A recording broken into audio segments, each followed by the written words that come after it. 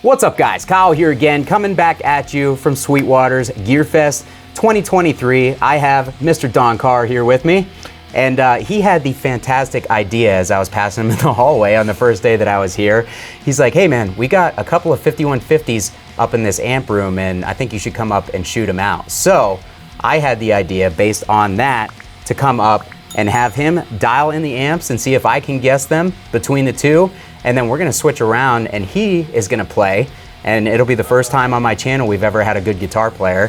And then we will actually be able to see if I can dial these things in to the point where he can't tell the difference. Now, Don, number one, great to have you on, man. Man, thanks, Kyle. Thank you for doing this with me. Yeah, basically, were saying to me earlier that you think that the Iconic has a very distinct voice. Indeed. In a good way, though. Yeah, in a good way, Yeah. absolutely. So what are your thoughts on the amp between the two?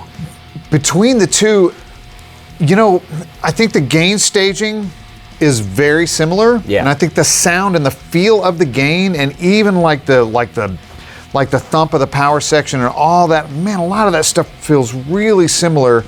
It's in the EQ voicing, like definitely in the EQ voicing. And I hear it as much as anything. Shut up over there. Hey! We're trying to film a video. Hold it down, will you? Especially in the top end. Yeah. Really noticing the top end. But the mid is shifted in a different spot too. That's really kind of the thing. Mm-hmm. That's pretty much my same assessment. I think you nailed it. The mids they're a little bit lower in the focus on the Iconic. They're not as forward, not as prevalent. Top end can get hairy in a hurry.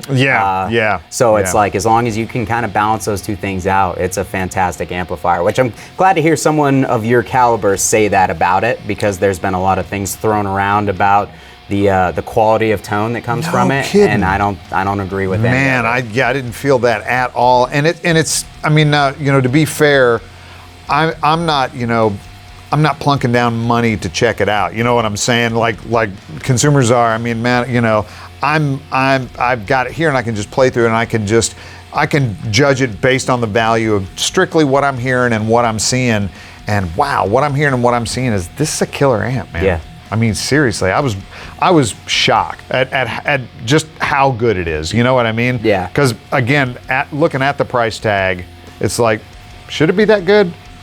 Man, yeah. Yeah. Right? Yeah, 100%. Right? I don't know, man. It's a great time to be a guitarist. Yeah, it is. I say that all the time, and you know, if like I said, if someone who's been around as long as you have, doing the things that you do, can vouch for it, and I don't think that there's really much else that can be said. So when I tell you that I think it's great, you know, you can trust this man. So got a second opinion for sure. Yeah, man. yeah. Dude, it really is the golden age of gear, though, isn't it? I mean, right now, seriously. I love it. It's like, it doesn't matter if you want something big, you want something small, you want something DI, it doesn't matter what you want, man. It's all there. And it's affordable. Yeah. And it's like, you get your choice of the cream of the crop, or you get the stuff that's much more affordable but still does what you needed to do and sounds great doing it. So. Yeah. You know, honestly, man, in all gear, and tube amps are even coming around this way too, man, which is just insane to even think this, but it's like the bottom rung, the lower rung of the expense, you know, ladder basically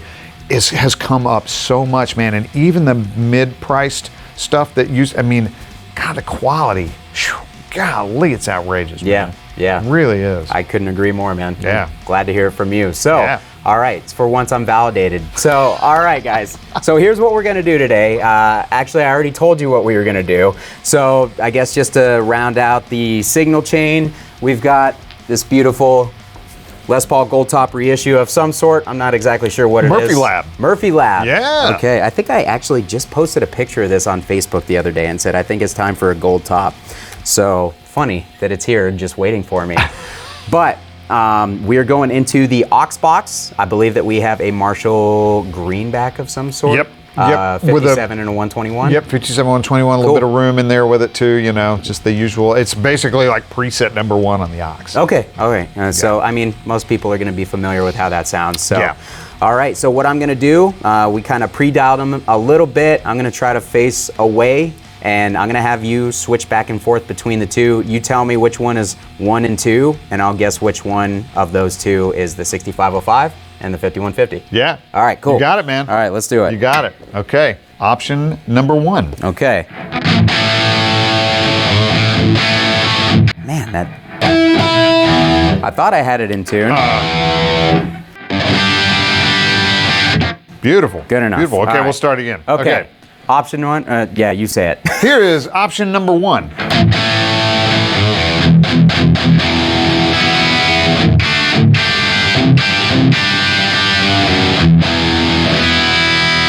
Okay. Okay, option number 2.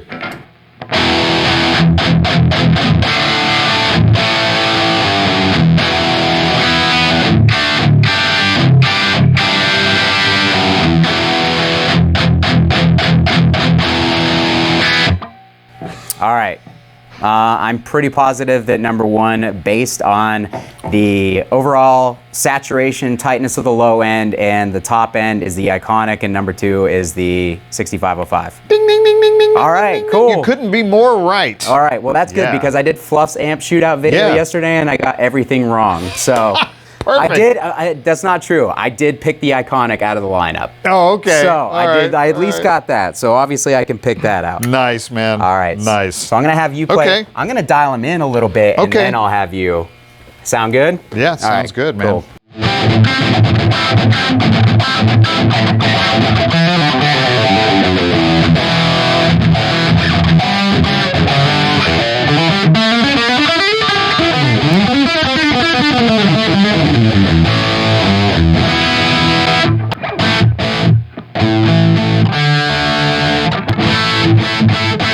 This is cool, man, because you're I'm not looking. I've not looked at all. Okay. You are dialing them in to figure out the way to get them to sound as close as humanly possible to Yes. each other. Yes. Whether it's the best sound for either one of them or not. Right, This is right. the closest possible sound. Yeah. That's cool. Okay. So let me see if I can figure it out now. That's going to be the real fun part. right? Yeah, I'm curious. Can I figure it out? I don't Yeah. know, man. I All don't right. know. Let's go. All right, so here is option number 1.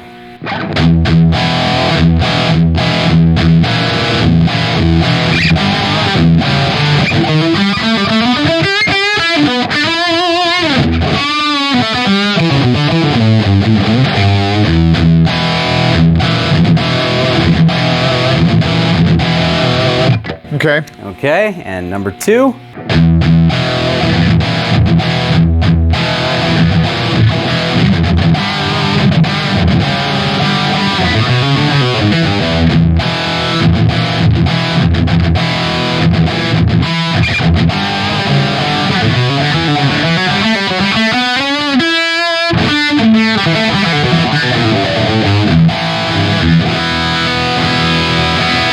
You need to go back? or- No. You're tricky, man. You're tricky.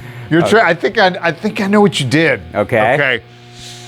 I'm gonna go ahead. I'll go ahead and make the call. Yes. And then I'll tell you why I thought it was. Love that. No, wait a minute. Nah, yeah. Let me make the call. Then I'll tell you why, and then you can tell me if I'm right or wrong. Okay.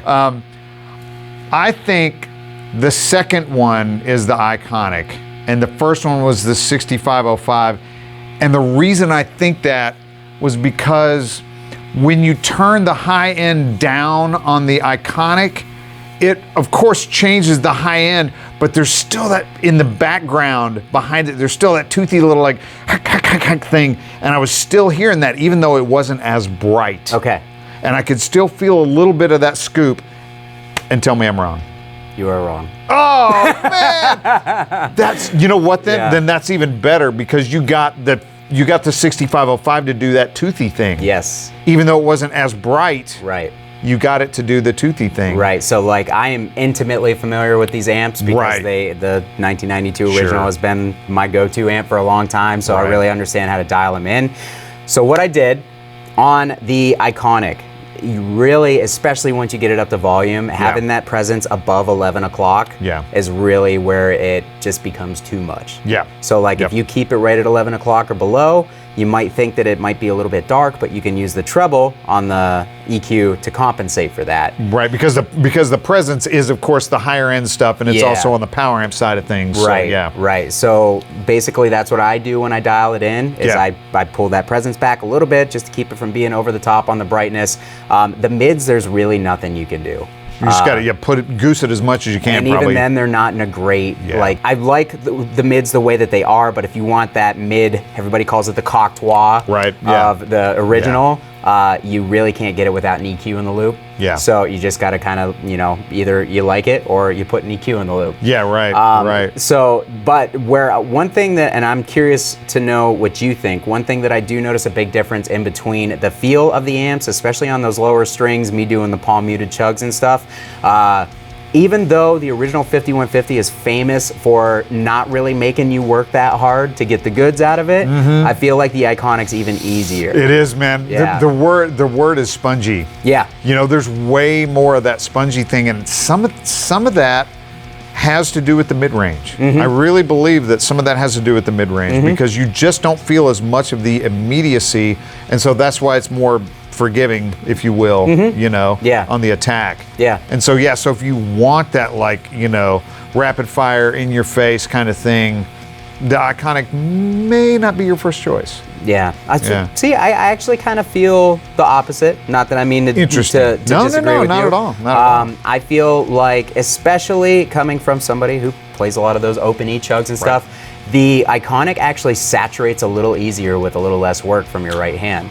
No kidding. And that's what I noticed even when you were going back and forth. The 6505 had a little bit more roundness to it. Yep. And then the Iconic was a little bit more direct, and you got a little bit more of the saturation without having to dig in.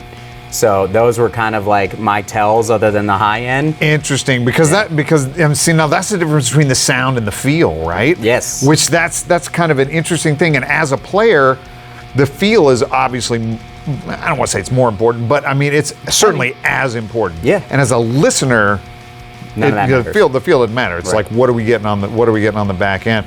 And so, man, dude, like seriously, thank you. That's great. That's great advice, because I would have never thought just to pull the presence back and compensate with the treble on the Iconic, man. Logging that tip. Yeah. That tip is going right here, my friend. That's just when you spend all day dialing amps, you pick up all that, and you just never learn how to play. You just do that. So, and then you get, somehow we both made a career, so I think it worked out okay. Yeah, it's all good, man. Yeah, it's all good. Seriously, Don, thank you so much, man. You, that was a lot of fun. Appreciate it. Great idea. This was his idea, not mine, and it turned out awesome. So.